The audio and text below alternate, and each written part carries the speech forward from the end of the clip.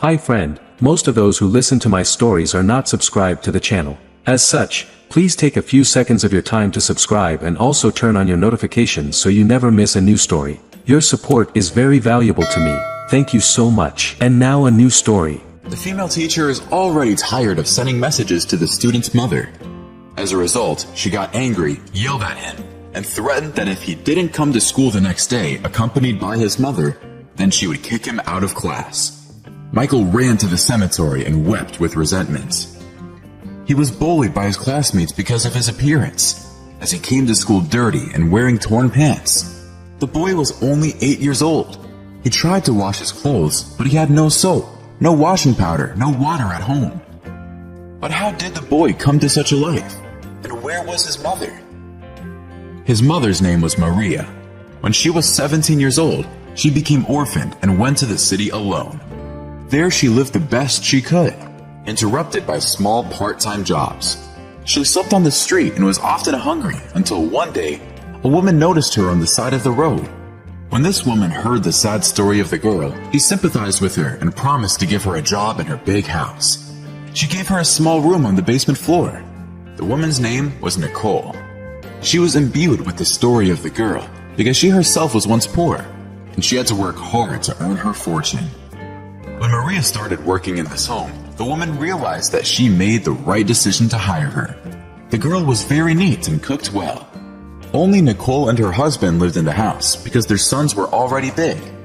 The eldest son lived with his family in another city, and their youngest son studied abroad. Everything went great for almost 2 years. Nicole even offered to buy in installments the small house that Maria lived with her husband when they were young, and Maria gladly agreed. She moved into this house a year and a half later. House payments were 80% of her salary. But she was incredibly happy because she went to work in the morning where she could eat for free and do her laundry. In general, she had nowhere to spend the rest of the money, and the girl even managed to save money with such a small income. 2 years after Maria started working in this house, the mistress's son returned. When the young man saw the girl, he lost his head from her unusual beauty. Maria was a very beautiful girl, and this caught Jack's attention.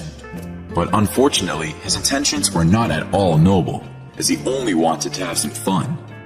The guy was too arrogant to be seriously interested in the poor maid, and besides, he was already engaged to the daughter of an influential deputy. Jack began courting Maria, who was 7 years his junior, and they secretly went on dates. It seemed to the poor girl that her dream had come true. She fell in love without memory and succumbed to the guy's persistent courtship, agreeing to intimacy with him. After 3 months, Maria was pregnant, and Jack at that time was quietly preparing for his wedding. The girl confessed to Nicole what happened between her and her son, and she promised to help her, but she immediately said that her son would marry the daughter of the deputy and not her. Maria was depressed again and felt miserable. But what happened next shocked her even more. One night, a drunken Jack broke into her home and demanded that she forget him and not interfere with his life. He told the girl to sell this house as soon as possible and go to another place. Otherwise, he would find people who would not let her live normally. "You've already profited enough from your family, so go back to your village," said the enraged man. The frightened Mary complied with his demands. She sold the house and moved to another city. Nicole was looking for the girl, but she couldn't find her. At 5 months pregnant, Maria opened a small stall where she sold vegetables. Things went very well for her. The house she bought was small, but very spacious for her and the baby. She lived all alone. No one took her to the hospital. No one met her from there after a difficult birth. But nevertheless, the girl was happy, because the child was born healthy and he had a roof over his head. The boy grew up. While Maria was at work, he was cared for by her friend and neighbor Karen, whom Maria became friends with when she moved to a new location. When the boy was 1 year old, Maria began to take the children to work. She also arranged for Karen to work in her vegetable stall, and in fact, the boy was almost always under the supervision of 2 mothers. A few months later, Karen's fiancé, who worked at a local bank, visited them. He advised Maria to open a savings account to secure the future of her son, and this seemed to the girl a great idea. Maria began to save money and give it to Kieran's fiancé so he could put it into his savings account. At the age of 6, little Michael started going to a private school, which was very expensive. But Maria did her best to give her son the best education. Her business became very successful. She already had several outlets in the city, and Karen's fiancé began working as a manager for her. But Michael was not considered one of them at school, despite the best efforts of Mary. And many parents were against the fact that the son of some female merchant studied with their children. But the female teacher who taught with Michael was a very kind woman. When she found out that Maria is a single mother who works without rest to give her son a better education, she decided to help her and ensure that the boy received a discount on tuition as a very promising student. Maria began to save even more money for her son's future. But 6 months later, she fell ill and couldn't even get out of bed. So Karen's friend began to take care of her and the child. The girl had to deal with business and take Michael to school. Doctors couldn't understand what was the cause of the woman's illness. She suffered from severe pain in her head, and her son cried watching his mother suffer. Karen's fiancé persuaded Maria to sign a power of attorney to manage the accounts and business for herself under the pretext of facilitating work, and also in order not to disturb Maria once again. A few months later, the poor woman died, and the cause of her illness was never determined. Karen told Michael that his mother was sleeping and they would take her to some quiet place where she could rest forever. The next day, the woman was buried, and the boy was crying desperately.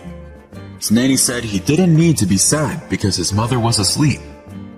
A week later, the boy woke up alone in the house. Karen was nowhere to be found. The girl disappeared, taking with her almost all the things from the house.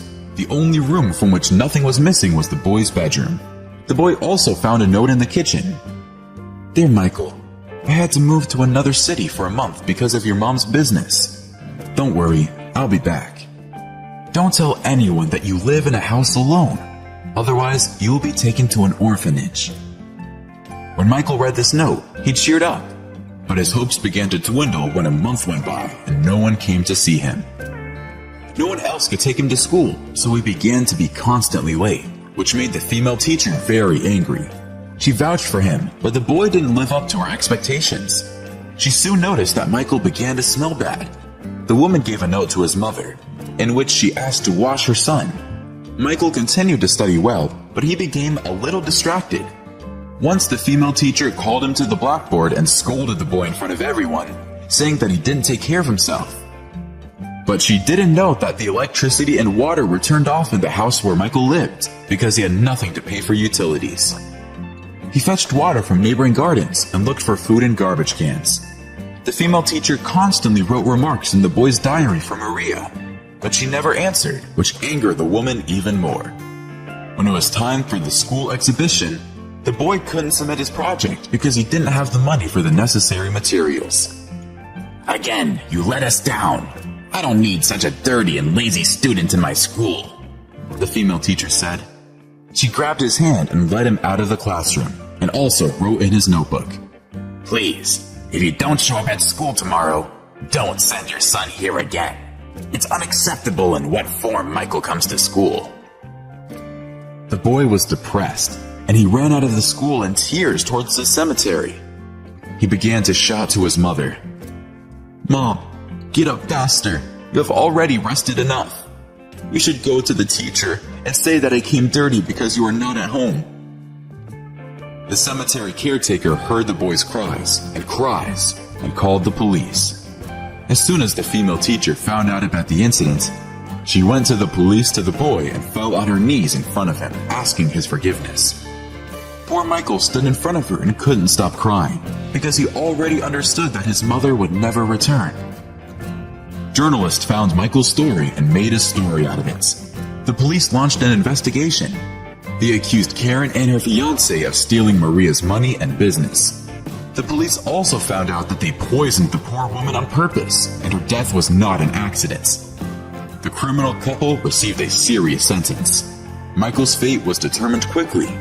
After everything that happened, Michael's female teacher decided to adopt the boy and give him the love and care that he didn't receive after the death of his mother.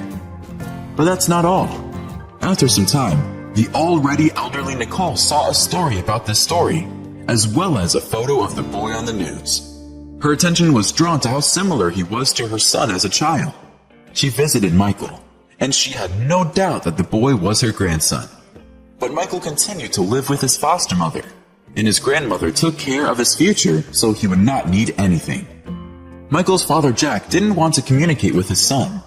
However, Nicole was not upset because of this, because she had long been disappointed in her son and wanted to do everything so that Michael would grow up as a different person.